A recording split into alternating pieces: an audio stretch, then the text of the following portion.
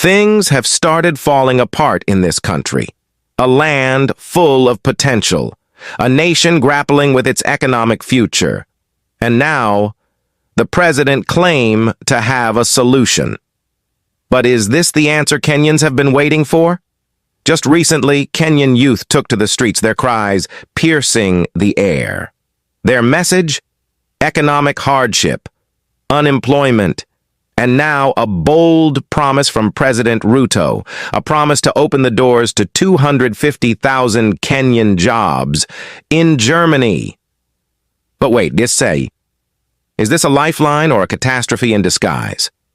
In a groundbreaking move, Kenya's President William Ruto has secured a labor migration deal with Germany, opening doors for 250,000 skilled and semi-skilled Kenyan workers. The agreement we've signed today, we've witnessed the signing today, is a very important agreement. We've negotiated this agreement over the last 1 year. All factors necessary for ensuring that this agreement benefits Kenya as much as it does Germany have been taken into account. It covers an array of areas. It is not limited to any particular area. All skills that are developed in our technical vocational institutions, which, by the way, mirrors to a great extent the technical education here in Germany. And part of the agreement that we have made in this partnership is to twin and to provide mechanisms for ensuring that qualifications from institutions in Kenya mirror qualifications in institutions in Germany, so that there is ease of transfer of skills and labor into the job market. Let me also underscore that as part of this package, we will explore opportunities of the German language also being expanded in reach in Kenya to provide for ease of communication as we build this ecosystem of workers. This deal, signed in Berlin between Ruto and Chancellor Olaf Scholz, promises job opportunities for Kenyan doctors, nurses, teachers, and IT specialists, even for those without formal qualifications. While this initiative may seem like a blessing for individuals, its broader implications on Kenya's future remain highly contentious. This Kenya-Germany labor migration deal, is it a boon or bane for Kenya's future?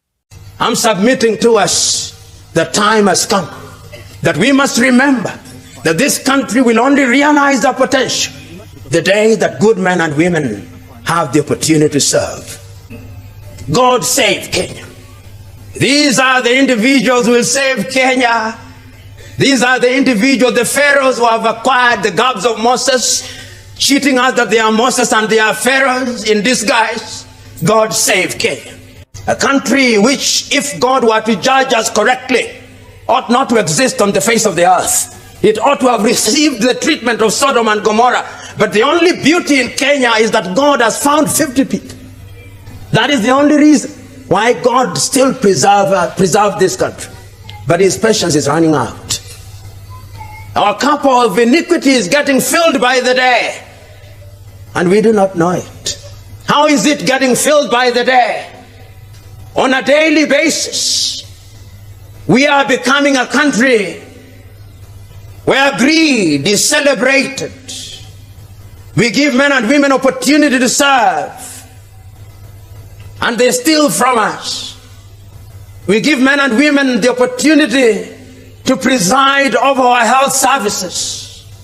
They acquire expired drugs, and women die, and children die. We are accusing Adolf Hitler of Holocaust. That is Holocaust of another kind. We are giving men and women the opportunity to preside over our transport department. They take the money, compromise the quality of our roads, and men and women die on those roads. And then we say that that is not genocide. It is genocide. And those men claim to be Christians. We give men and women the opportunity to preside over our counties, and our nurses are on strike for 1 month, and our doctors are on strike for 1 month, and not the president, not the opposition leader, not any member of parliament talks about it, and we celebrate them because of our ethnicity. You the Kikuyu say Modo wa Nyuba, you the Luo say Oduadu, and you the Kamba say Osa Vinyamo Kamba. How can a country run that way?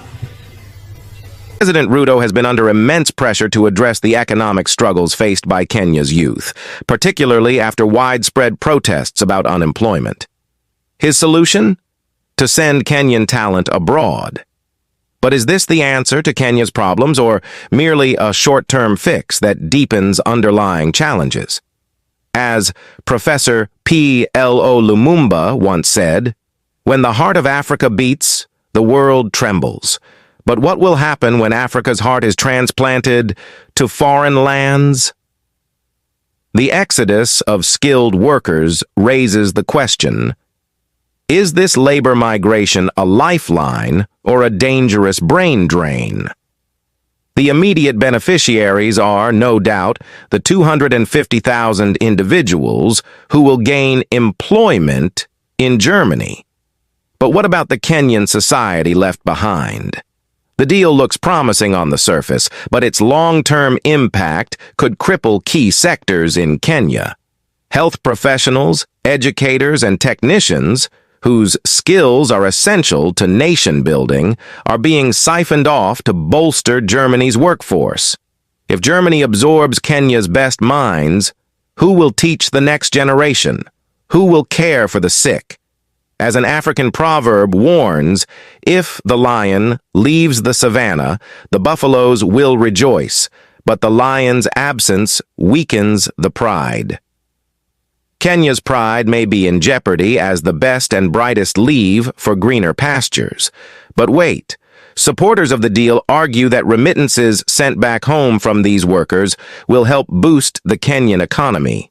Indeed, remittances from the diaspora have always been a lifeline for many African countries. In 2023 alone, Nigerian workers abroad sent back $584 million to their homeland.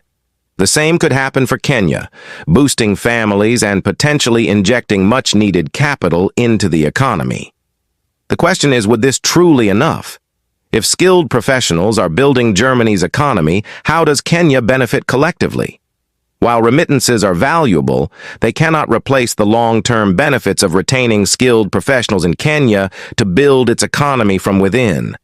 The consequences are unimaginable, and yet, some believe this is Kenya's chance, a chance for Kenyan families to thrive, with remittances flowing back into the country. Could this really be the solution to Kenya's economic woes? Could these remittances save the economy? Or are we trading our brightest minds for short-term gains? This deal reveals a troubling truth about African leadership. Why should Kenyans, with their abundant natural and intellectual resources, feel compelled to seek opportunities abroad? Why is the government unable to create job opportunities at home? As some critics have pointed out, this labor migration deal may benefit Germany more than Kenya, transforming the East African nation into a resource pool for foreign economies. The question remains, is this deal a testament to poor governance, or is it part of a broader, more strategic economic plan? The bitter reality is, if African nations cannot retain their own professionals, how will they ever rise to compete globally? Kenya risks becoming a shadow of its potential by losing its best doctors, engineers, and educators to foreign lands. And while President Ruto may celebrate this as a win, the reality on the ground is grim. To make matters worse, if the masses cannot afford basic health care because their professionals have migrated, Kenya's leaders can always fly to Europe for treatment. But what happens to the ordinary Kenyan left with inadequate healthcare facilities? The departure of Kenya's workforce to Germany may come at the cost of neglecting Kenya's own potential. To those who believe this migration deal is the solution to Kenya's unemployment crisis, think again. African leaders must prioritize self-reliance and good governance over quick fixes. They must invest in the development of their people and their nation, rather than handing over the fruits of their labor to foreign economies. A German citizen even warns Germany can't absorb 250,000 workers. So why would Kenya give away its finest, just as the West faces its own struggles? Why is President Ruto so eager to play the West's game when Kenya has its own problems to solve? It's time to stop viewing the West as the only savior. Kenya must build its economy through innovation, infrastructure, and the retention of its most valuable resource, its people. Otherwise, as critics suggest, Ruto's labor migration deal might just be another form of modern-day exploitation, a new kind of colonialism, with Kenya's skilled professionals as the latest export. The Kenya-Germany labor deal may provide opportunities for individual Kenyans, but it poses significant risks to Kenya's collective future. The loss of skilled professionals could have long-lasting consequences, hollowing out key sectors and stunting national growth. The remittances sent home may ease the pain temporarily, but they cannot replace the skilled workers Kenya desperately needs for its development. Kenya's leaders must ask themselves, are we building a future where Kenya thrives, or are we merely exporting our potential to foreign lands? Time will tell if this deal is a strategic move toward progress or a short-sighted concession that undermines Kenya's future. As the saying goes, when the elephants fight, it is the grass that suffers. In this case, the grass is the Kenyan people, caught between the promises of foreign opportunities and the needs of their homeland.